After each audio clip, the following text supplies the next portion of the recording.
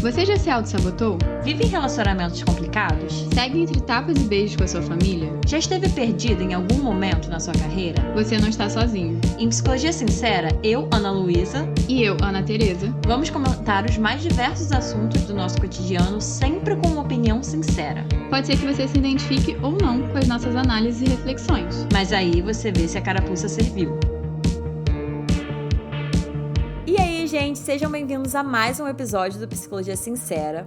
Hoje a gente vai fazer aquele quadro que a gente adora fazer, que vocês também adoram ouvir, em que a gente lê histórias que vocês mandam pra gente.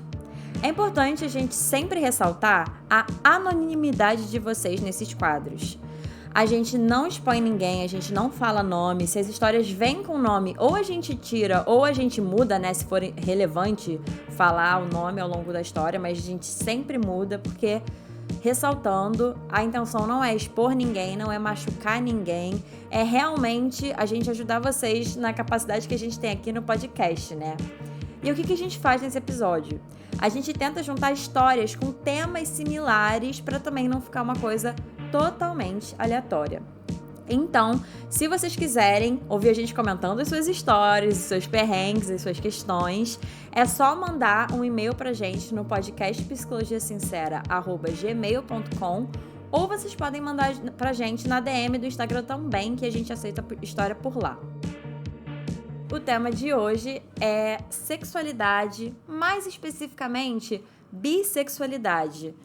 Foi muito interessante porque a gente recebeu uma história falando sobre isso, né? Especificamente sobre a bissexualidade. E quando a gente pediu para mais pessoas enviarem histórias, né, pra gente poder juntar e fazer esse episódio, a gente, coincidentemente, recebeu mais uma história sobre esse tema da bissexualidade.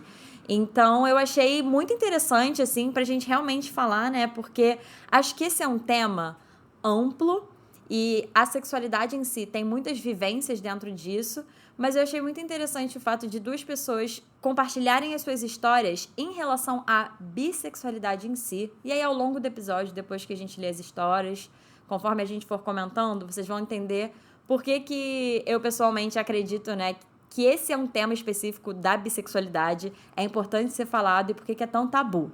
Mas então, pra gente começar a falar sobre esse tema e sobre essas histórias, a Ana Tereza vai ler a primeira história pra vocês.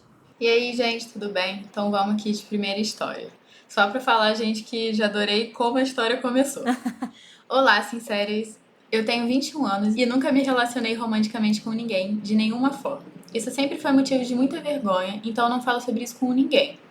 Quando eu era mais nova, eu ficava super desconfortável com brincadeiras do tipo verdade ou consequência, ou com um simples bate-papo com as amigas. Sempre que esse tipo de assunto surgia, eu desviava com medo de descobrirem esse meu segredo, entre aspas, né, gente? Depois, quando fui ficando mais velha, as pessoas pararam de perguntar se eu já tinha me relacionado afetivo e sexualmente. Elas simplesmente pressupunham que sim. Não minto sobre isso, mas também não conto a real. Apenas me faço de misteriosa. Quando comecei a fazer terapia, a primeira coisa que senti foi medo de conversar sobre sexualidade com a minha psicóloga.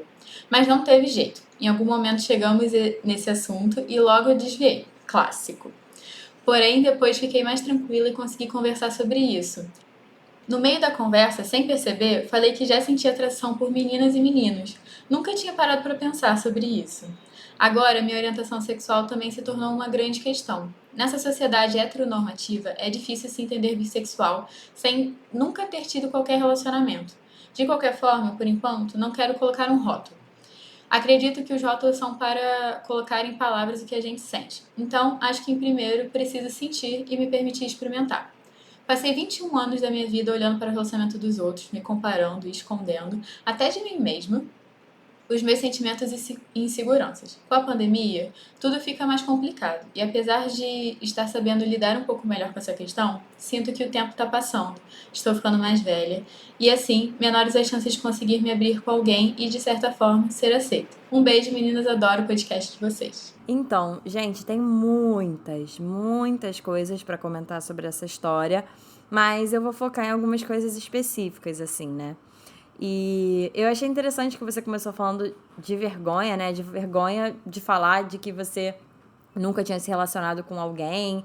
E é muito interessante, né, gente? Eu não sei o que você acha sobre isso, Ana Tereza, mas eu vejo, assim, tem uma fase, eu acho que é adolescência, o final da adolescência, início da vida jovem adulta, que parece que todo mundo tem que ter obrigatoriamente transado, beijado na boca, feito absolutamente tudo. E, gente, isso não é um deveria não, tá? Isso não é uma obrigação. Isso é total uma pressão, assim. Eu lembro da minha época que eu era adolescente que tinha a pressão e ainda tinha pressão de quantidade, né? Porque depois que Exatamente. você perdeu o bebê, depois que você já transou, aí agora você tem que fazer quantidade no seu portfólio pra você poder falar que eu transei com sei lá quantas pessoas, eu beijei sei lá quantos, beijei tantos numa noite. Porque senão aí você não é aceita. Exatamente. E aí, ouvinte, assim, sem querer desmerecer, fazer com que a sua questão pareça menor, né, do que é, porque realmente é angustiante, né? A gente vive nesse mundo com toda essa pressão, principalmente nessa fase, mas eu queria te falar uma coisa, até porque eu, de certa forma, me identifiquei com o que você falou em relação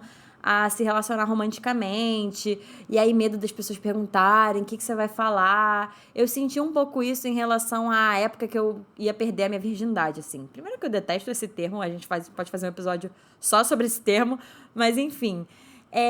E é muito interessante, porque ao passo que a gente vai crescendo e que a gente vai se conhecendo e até quebrando um pouquinho, né, esse pensamento de, ai, não, essa pressão que tem que fazer, não é necessariamente uma questão tão grande. E, de novo, eu não tô falando isso porque, nossa, a sua questão não é grande, não. Mas porque hoje, pelo menos, eu já tendo passado por uma experiência parecida, né, de ter ficado com vergonha, de falar pras pessoas que todas as minhas amigas já tinham transado e eu não tinha transado, e eu achava que isso era o fim do mundo. E hoje em dia eu vejo que, assim, gente, não é tão grande assim, ou não deveria ser tão grande assim. Mas, de novo, eu entendo que o processo disso pode ser bem complicado, né? De chegar, talvez, nesse lugar de, nossa, não é tão grande assim. Você falou, né, de não ser grande, né, que acaba que a gente começa a se isolar um pouco por achar que a gente tá sendo inadequado, por achar que a gente tá sendo sozinho. E a gente também evita falar sobre isso. E eu acho que isso só piora as coisas, assim, porque acaba que eu penso assim, no fundo, se eu tivesse uma amiga nessa mesma situação, eu não julgaria, eu só ia falar assim, tá bem, essa é a sua experiência e tá tudo bem, e faça o que você se sente confortável. Porque eu acho que quando a gente fala sobre sexo, muitas vezes a gente entra muito nessa pressão e a gente acaba entrando em situações que a gente não se sente confortável. E o que tem de gente traumatizada de experiências sexuais que a pessoa se forçou, muito mais por uma pressão, né, do que pelo que ela realmente estava se sentindo confortável, é muito alto. Então, assim, é preciso tomar certo cuidado nesse assunto, até para você não criar certos traumas em relação a isso e você fazer o que você se sente confortável. Porque, mal bem, você vai estar numa posição vulnerável. Então, é legal que você esteja numa posição vulnerável com alguém que você confie ou com alguém que você se sinta confortável. Exatamente. E aí você falou uma palavra que entra muito no que eu ia falar, que é a questão da inadequação, né? E que a vergonha, você usou, ouvinte, a palavra vergonha, e vergonha realmente é um sentimento que a gente chama, né? Um sentimento de inadequação. A gente sente vergonha muitas vezes quando a gente se acha inadequado. E uma coisa que eu acho importante falar pra você é que você não é inadequada por você nunca ter se relacionado com alguém. Não sei se ainda é o caso quando você mandou essa história e enquanto você tá ouvindo esse episódio, mas independente do que for, você não deveria sentir vergonha por conta disso, né? E uma coisa muito interessante sobre vergonha é que muitas vezes a gente não... Quando a gente tá com vergonha, a gente não quer falar com alguém sobre isso, né? Justamente porque a gente tá se sentindo inadequado ou alguma coisa do tipo. Só que a questão é que muitas vezes acaba virando uma bola de neve. E por mais paradoxal que pareça, uma das formas da gente quebrar esse ciclo vicioso, assim, da vergonha, é compartilhando o que nos causa vergonha. E aí eu até lembro de uma autora, né, que a gente volta e meia fala aqui, que tá super queridinha nesse momento, que é a Brené Brown, e ela fala sobre vergonha. Aí ela dá esse dado em um dos TED Talks que ela faz, que o quanto mais a gente compartilha, menos vergonha a gente sente. Porque a gente vai vendo que muitas vezes o que a gente está sentindo, outras pessoas estão sentindo, que não é o fim do mundo, que não é só a gente que se sente dessa forma. Eu fiquei muito atenta, assim, a essa vergonha que você falou, né? Ao mesmo tempo, eu entendo você não querer falar, porque sexualidade, tanto no sentido de sexo quanto no sentido de orientação sexual, ainda é um tabu na sociedade. Assim, vem melhorando, mas ainda é muito tabu, principalmente para mulheres, né? Falarem sobre sexo, sobre sexualidade, isso tudo. E aí entra um detalhe mais importante ainda, que tem a ver com essa história e com a outra, que é a sociedade heteronormativa.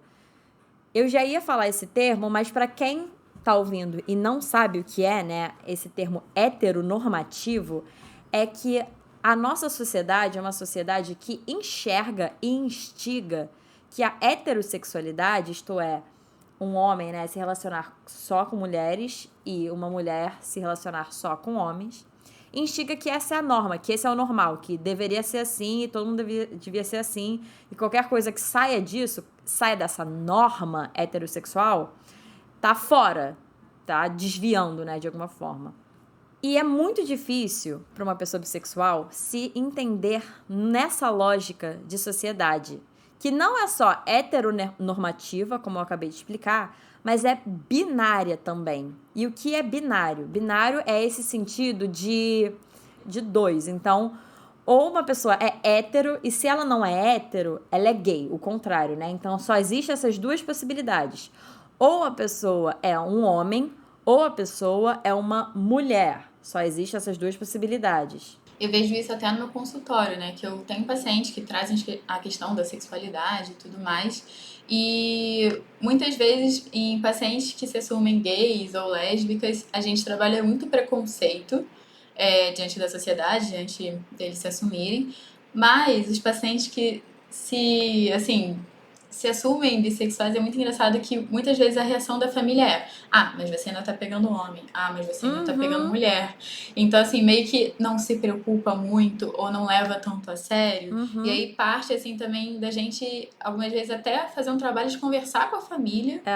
Pra falar pra família, educar a família sexualmente nesse aspecto que, assim, existe, assim, não é brincadeira. Muitas vezes fala, é uma fase. Já que você tá pegando homem, é uma fase você pegar mulher. Exatamente. O que torna a questão da bissexualidade difícil, né? Quem se descobre bissexual, quem tá no processo de descobrir, é que, justamente, quando a gente tá nessa sociedade que fala ou você é isso, no caso, hétero, e esse é o normal, ou, se você vai desviar desse normal, você é homo, né? Você é gay, homossexual, gay. E só tem essas duas possibilidades. Só que isso é muito complicado, porque pessoas, por exemplo, que não se encaixam em nenhum desses dois, né? Nessa lógica binária, e, por exemplo, pessoas bissexuais, o próprio rótulo, às vezes, essa própria identidade, muitas vezes é apagada, justamente por falas como essas que você compartilhou, Ana Tereza. Porque, na verdade, eu já vi pessoas falando, não, mas quem é bissexual é 50% hétero e é 50% homossexual. Adoro. E não, gente, isso ainda tá errado, porque isso ainda tá enxergando numa lógica binária, isto é, só existe duas possibilidades. E não, existem muitas outras formas de orientação sexual e, né, de forma de expressar a sexualidade. A bissexualidade não é 50% hétero, 50% gay. É uma coisa em si, é 100% bissexual, que eu acho maravilhoso. Então, essa lógica binária que eu tô falando acaba excluindo todas as outras possibilidades. E quando eu falo lógica binária, gente, eu não tô falando só de sexualidade, por exemplo. Quando a gente fala, eu tô bem, e se eu não tô bem, eu tô mal, ainda é uma coisa muito limitada. Vocês estão conseguindo entender onde eu tô querendo chegar? Se só existem duas possibilidades, é o que eu gosto de falar. Entre o 8 e 80, tem 72 possibilidades. Tem muitas outras possibilidades. E se a gente ficar só no ou é um ou é outro, a gente perde todas as outras formas, né? Isso é super legal de você trazer, né? Que parte muitas vezes do adoecimento psicológico das pessoas é as pessoas estarem vendo o mundo no 8 no 80. Ou eu sou super feliz, ou a minha vida é uma droga. Ou eu grito com alguém quando eu tô com raiva, ou eu não grito. Não tem um meio termo, né? E parte da terapia e do nosso trabalho como psicóloga é mostrar as outras opções. Exatamente. Que muitas vezes não estão em pauta. Então, eu acho que esse mundo, né, de dualidade, só tem duas opções, assim, sai prejudicando todo mundo, no final das contas, em vários âmbitos. Exatamente. E aí, a ouvinte falou uma questão que eu acho muito interessante, que é a questão do rótulo, né? Que ela falou que expressou isso e aí ficou meio assim, mas não sabia como ela se descobria, né? Não sabia muito bem se ela se rotulava ou não. Falando da questão da experiência, né, de uma pessoa se descobrir bissexual, é difícil, muitas vezes, justamente por isso. Então, eu já ouvi muitas pessoas bissexuais falando que demoraram para se descobrir, porque, justamente, se a gente está vivendo nesse mundo muito dual, cara, a pessoa, sei lá, uma mulher que, durante muito tempo da vida dela, gostou de homem. E aí, do nada, ela tá se vendo gostando de mulher também. Mas ela fica, ué, mas peraí, mas eu gosto de homem. Eu sou hétero. Mas agora eu tô vendo que eu gosto de mulher. E aí, muitas vezes, então, esse processo demora. Porque também já ouvi, por exemplo, de pessoas gays, né? Homens gays ou mulheres lésbicas que se descobriram cedo porque desde o início já viram que não gostavam daquilo que todo mundo fala que é o certo e o normal, né? De elas gostarem ou se sentirem atraídas. E a questão da bissexualidade é complexa justamente por causa disso. Por isso que muitas vezes é um processo confuso mesmo, né? Mas, de novo, gente, tô falando, pode ser um processo confuso de se descobrir. Não quer dizer que a pessoa que é bissexual é confusa, no sentido de, ela ainda tá confusa se ela é hétero ou gay. Não, gente, não é isso. Mas o processo em si pode ser muitas vezes confuso, justamente porque a nossa sociedade não ajuda nesse sentido. E você falou do rótulo, agora me veio muito uma questão que eu trabalho, assim, com pacientes também, de depois que você se assume, né? Sou gay, sou lésbica, sou bi, entra a questão de você vai entrar numa comunidade, que muitas vezes também quer que você age de certa forma, quer que você seja de certa forma. Eu fiquei lembrando, assim, muito de um paciente meu que falava assim pra mim, eu não sou o gay típico, eu não tô dentro do que a comunidade quer de mim. E aí é outra coisa que a gente também tem que trabalhar, assim, existe só uma forma de ser gay, existe só uma forma de você expressar a sua sexualidade. Então entra numa série de coisas que a partir que a gente se rotula, a gente não só vai ter o preconceito da sociedade também, como a gente também vai entrar num grupo que vai ter as próprias formas de, assim, se identificar, de se reconhecer, e você começa a entrar um pouco em outros rótulos também. Exatamente. Então eu acho que isso também tem que ser pensado, assim, também, que muitas vezes esse medo de se rotular. Nossa, agora eu tô lembrando de várias coisas, assim, que não é o meu lugar de fala aqui, né? Porque eu sou hétero, né, gente? A vida tá mais fácil pra mim um pouco. Mas, assim, de paciente falando, mas se eu me assumir, eu não sou desse jeito. E o homem gay é dessa forma. E eu tinha que trabalhar muito com a pessoa, assim, tipo, o que é ser um homem gay, né? Exatamente. E será que existe só uma maneira de se expressar? Então, também, essa questão do rótulo me veio muito isso, assim. Como é que ela tá esperando que ela vai ser recebida dentro dessa comunidade? Como é que ela... O que é que ela enxerga que é ser bissexual? Que isso também é muito importante. Com certeza, cara. E eu acho que a grande questão é qual é a sua forma de ser?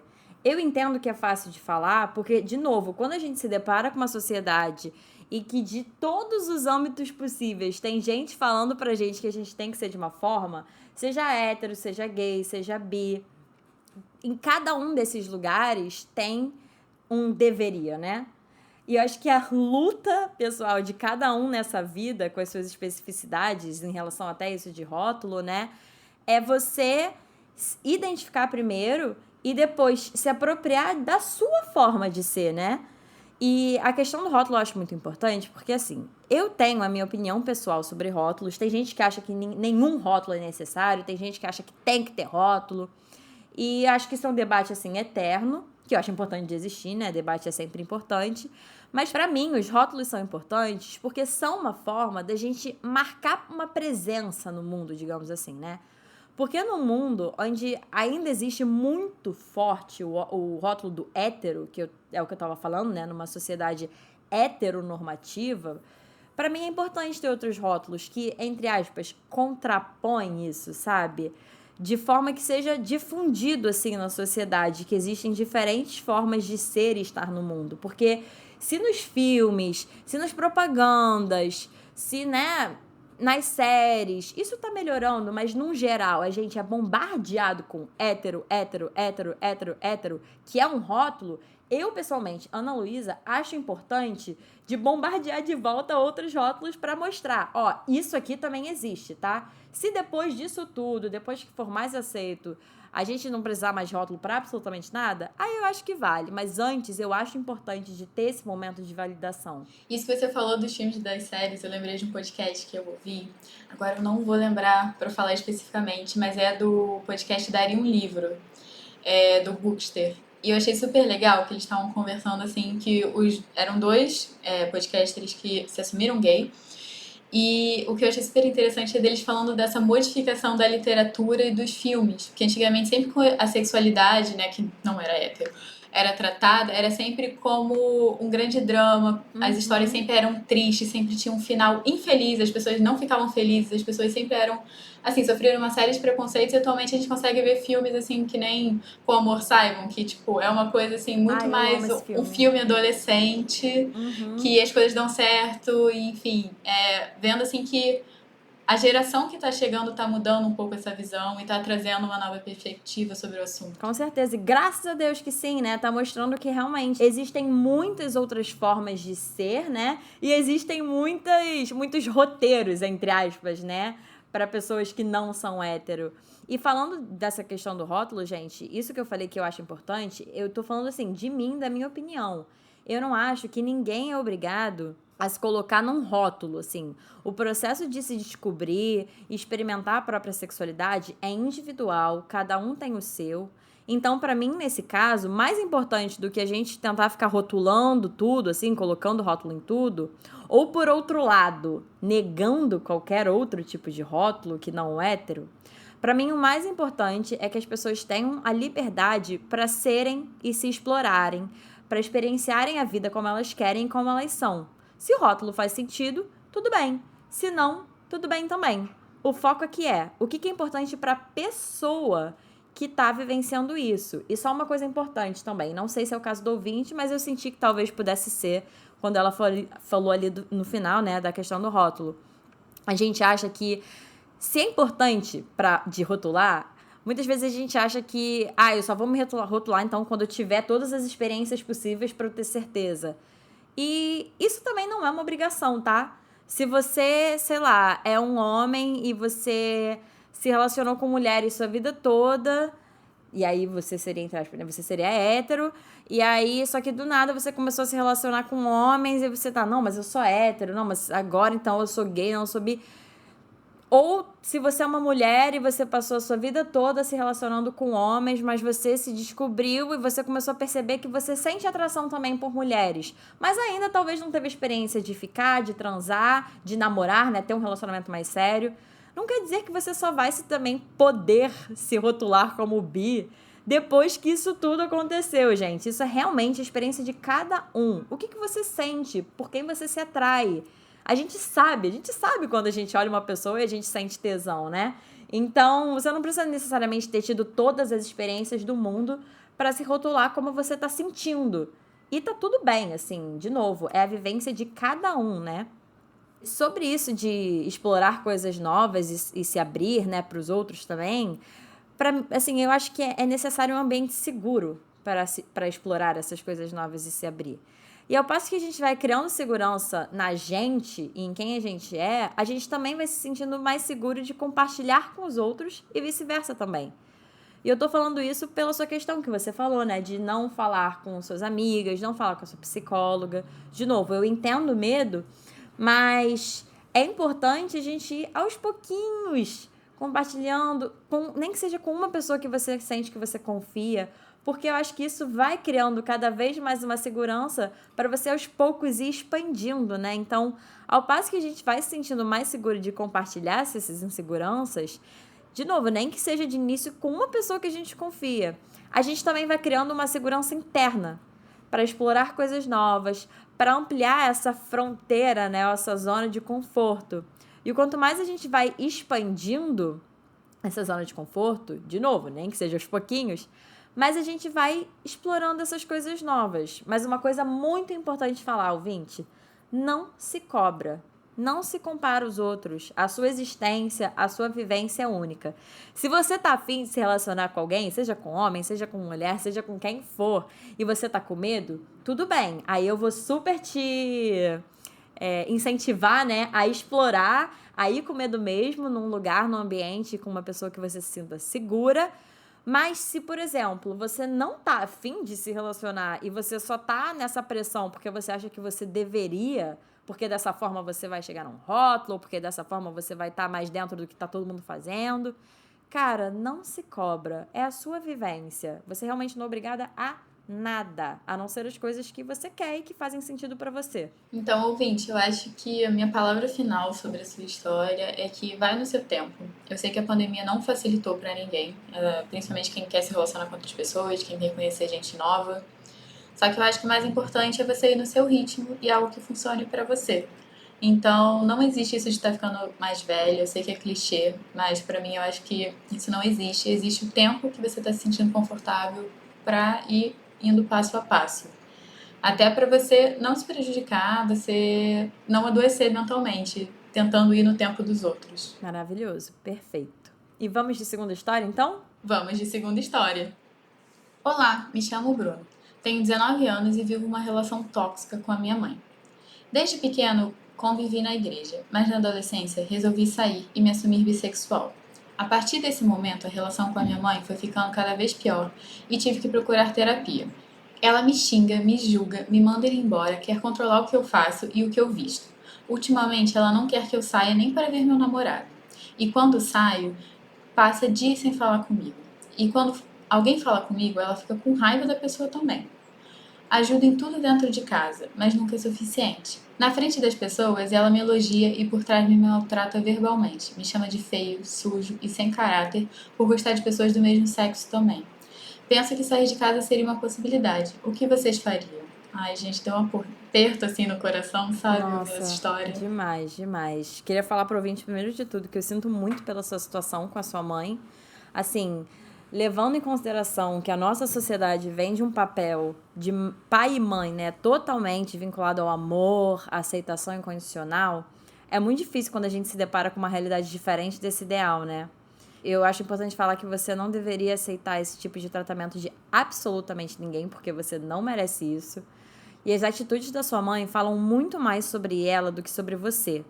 Se ela não te aceita como você é e o amor dela é condicionado pela pessoa que você gosta ou não gosta, isso diz mais sobre ela do que sobre você. Eu acho importante falar isso. Eu acho que a Ana Luísa falou perfeitamente, assim, que isso é uma limitação dela. Se ela não consegue entender, se ela não quer te enxergar, e, assim, sendo bem sincera, com quem você sai ou deixa de sair não interfere em quem você é. Então, assim, se ela não consegue ver quem você é e te aceitar do jeito que você é, isso é uma limitação dela de enxergar o mundo. Nossa, e isso, eu tava conversando hoje com uma amiga minha sobre isso, é muito interessante, porque eu falei uma frase que, ó, sabe quando a gente às vezes fala uma parada e a gente mesmo fica, meu Deus, caraca, eu falei isso, arrasei. E eu falei uma coisa que eu acho que se encaixa muito aqui, que às vezes os pais, as pessoas no geral, mas a gente tava falando especificamente de família e eu acho que cabe aqui também, né? Às vezes os pais, eles não enxergam quem a gente é, porque antes disso tá o que eles gostariam que a gente fosse. Então, às vezes, é muito difícil enxergar uma pessoa quando na frente disso tá a expectativa que você tem. E é muito triste. Realmente, assim, é complicado, né? Gostaria que não fosse assim, mas a gente não muda isso. As pessoas, cada um tem sua expectativa do outro, né? E cabe só a gente trabalhar as expectativas que a gente tem. Então, cabe aos pais, no geral, trabalharem em si e entenderem que eles tiveram um filho para ter um filho, para colocar essa pessoa no mundo. Não para moldar uma pessoa que vai ser eternamente do jeito que eles querem, né? E pra agradar também, né? Porque quando ele fala, assim, que essa mãe elogia ele pela frente, maltrata ele por trás, isso já tá até gatilho, assim, um pouco em relação à minha relação com a minha mãe, mas no sentido de o quão importante deve ser pra essa mãe como os outros veem ela e esse filho. E aí, provavelmente, eu tô chutando que nesse meio que vocês vivem, ser bissexual não é aceito. Então, como ela tá muito preocupada com a opinião dos outros, ela não tá preocupada como você tá se sentindo, se isso tá te fazendo bem, como é que foi pra você, assim, entendendo a sua sexualidade, ela tá muito mais preocupada com o que os outros vão falar sobre isso. Me passou muito uma impressão, lendo a história, obviamente, com os dados que a gente tem. O que é muito triste, né, Ana Teresa? Pensar que um pai ou uma mãe vai se preocupar mais do que o que os outros estão pensando sobre si, sobre a família, sobre o filho, do que de fato com o que o filho tá sentindo, né? Que é uma hora que você precisa muito de suporte, né, quando você se assume. Até porque, assim, você já sabe que a sociedade vai ir te enxotando. Então, assim, se até na sua própria casa você não recebe esse apoio, é 3.000 vezes mais pesado. Com certeza. Eu tava até lendo um artigo sobre isso. Se vocês, ouvintes, tiverem interesse, eu posso compartilhar, que era exatamente, para fazer esse episódio, eu tava lendo sobre pessoas LGBT, né, se assumindo, e família, e a relação disso com família.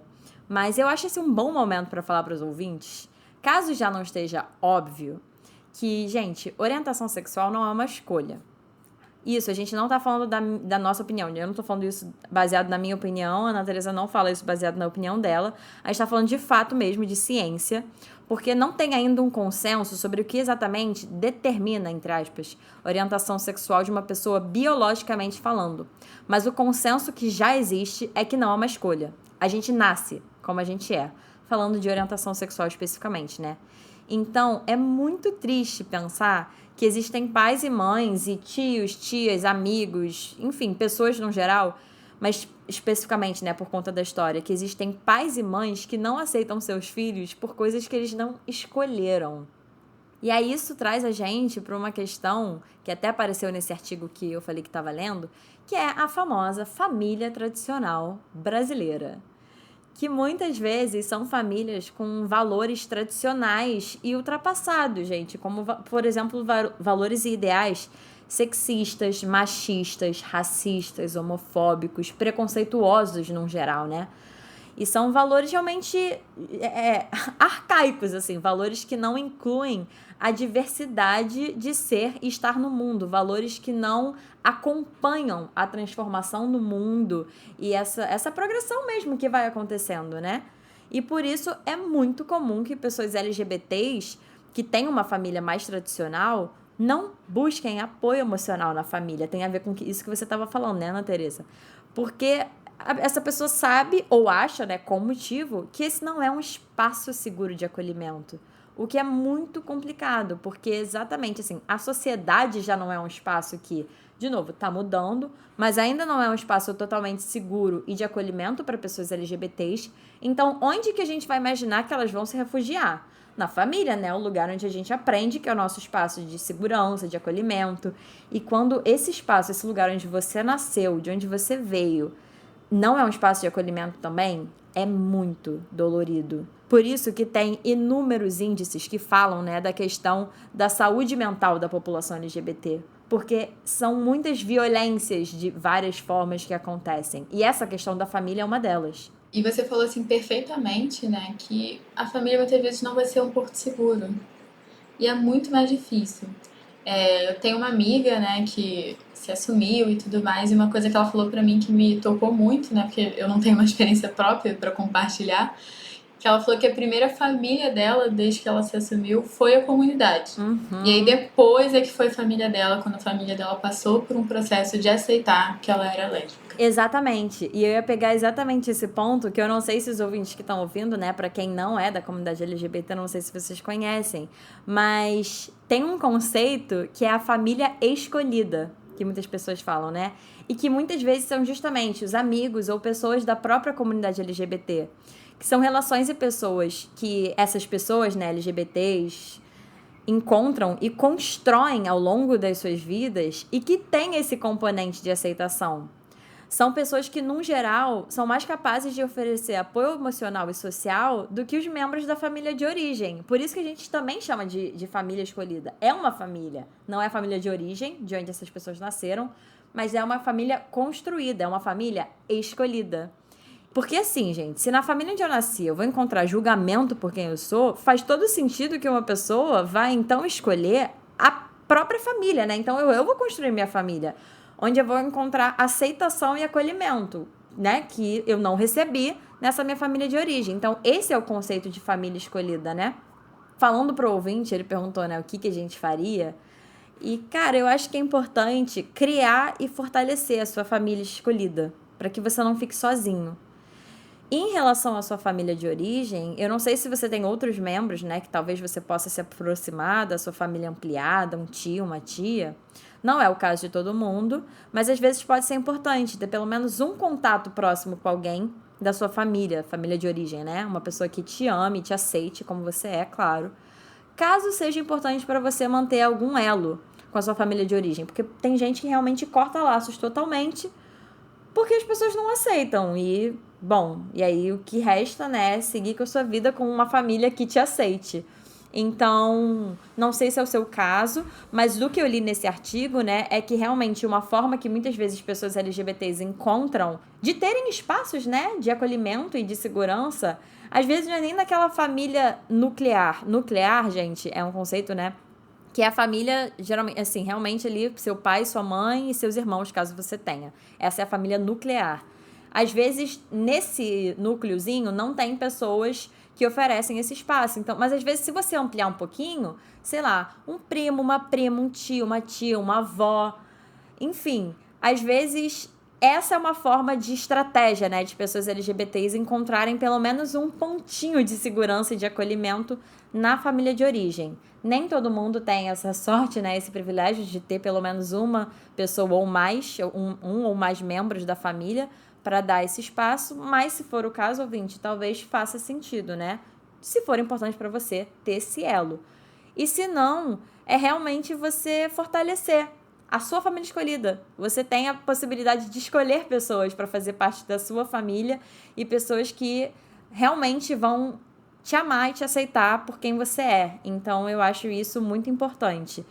E acho que é isso, assim, é você ir buscando e construindo um espaço seguro para você, tanto físico quanto emocional. Essa parte é muito importante, do físico mesmo, porque muitas vezes a sua própria casa não é um espaço de segurança nem físico, né? Porque assim, me parece que o espaço onde você tá agora não é totalmente seguro. Eu acho que uma das minhas considerações finais também é que ele perguntou, né? Pensa em sair de casa seria uma possibilidade.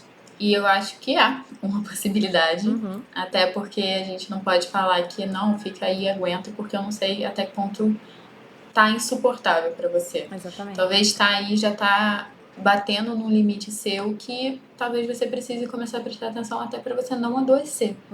Então, você falou que tem 19 anos, eu acredito que financeiramente não sei nem se é viável, mas algumas vezes parte do processo de cura é a gente se afastar de quem tá machucando a gente, independente de quem seja. Não é o ideal, obviamente, a gente sempre tenta reconciliar essa relação, se essa relação for importante pra você, mas algumas vezes a distância ajuda bastante. E uma coisa importante até sobre esse afastamento é que, às vezes, como eu acho que até a sua própria... Você comentou da sua amiga, né, Ana Tereza?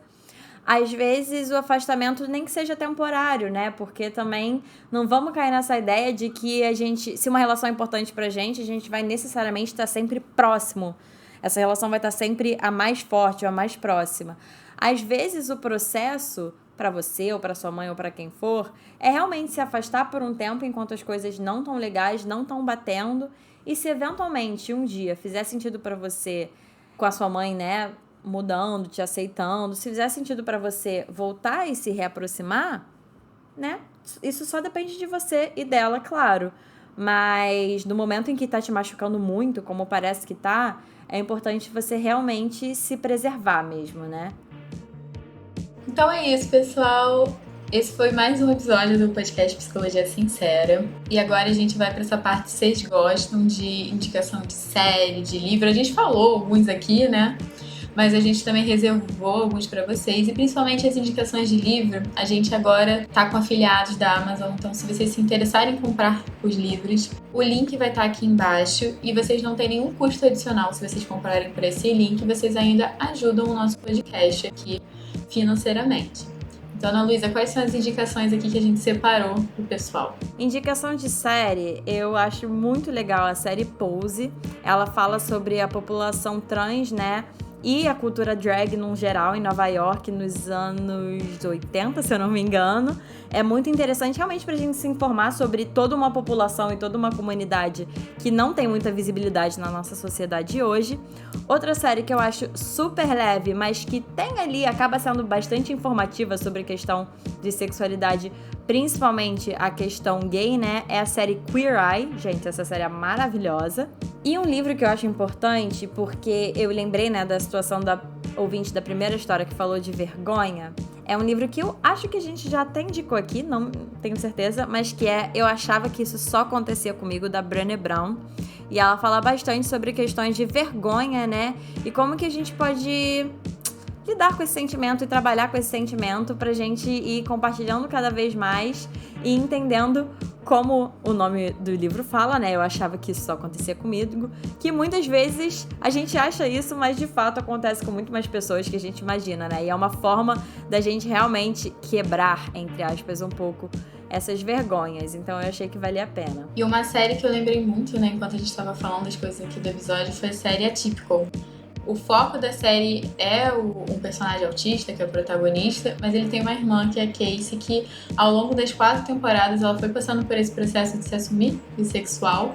E eu lembro da última temporada, né, dela falando assim, não, porque agora que eu me assumi, eu não me identifico com o pessoal LGBT da minha escola, mas aí eu não sei mais se eu sou bissexual, eu já não sei o que é ser bissexual. E eu acho que é interessante que põe pra jogo a discussão. Exatamente. E, gente, antes da gente finalizar, né, e dar todos os nossos arrobas, eu queria ressaltar que esse é um tema muito importante de ser falado. A gente ainda deve falar muito mais sobre isso aqui no podcast, né, de várias formas, porque a gente falou especificamente da bissexualidade, mas, nossa, é muito complexo, gente. Tem muitas coisas. Então, a gente vai trazer esse tema aqui de novo. E o quanto mais conteúdo sendo consumido sobre esse tema, melhor. Então, eu até pensei em pedir para vocês compartilharem as indicações de vocês lá no nosso Instagram sobre séries, livros, filmes sobre esse tema, pra gente ir difundindo, gente, pra galera conhecer, pra galera ver, pra galera ir se informando, porque eu tenho um pensamento muito claro que, assim, informação, num geral, é um primeiro passo pra gente já quebrar preconceitos, né? Muitas vezes a gente tem preconceito de alguma coisa quando a gente não tem informação sobre uma coisa. Então, quanto mais a gente puder consumir conteúdos sobre isso de várias formas, melhor, e né, melhor para ir difundindo essa informação. Então comentem lá na capinha do episódio todas essas indicações de vocês, de séries, livros, filmes sobre esse tema, que a gente vai amar ouvir. E a capinha do episódio vocês podem encontrar no nosso arroba, o podcast Psicologia Sincera, lá no Instagram. A gente sempre atualiza vocês de tudo que está acontecendo no podcast.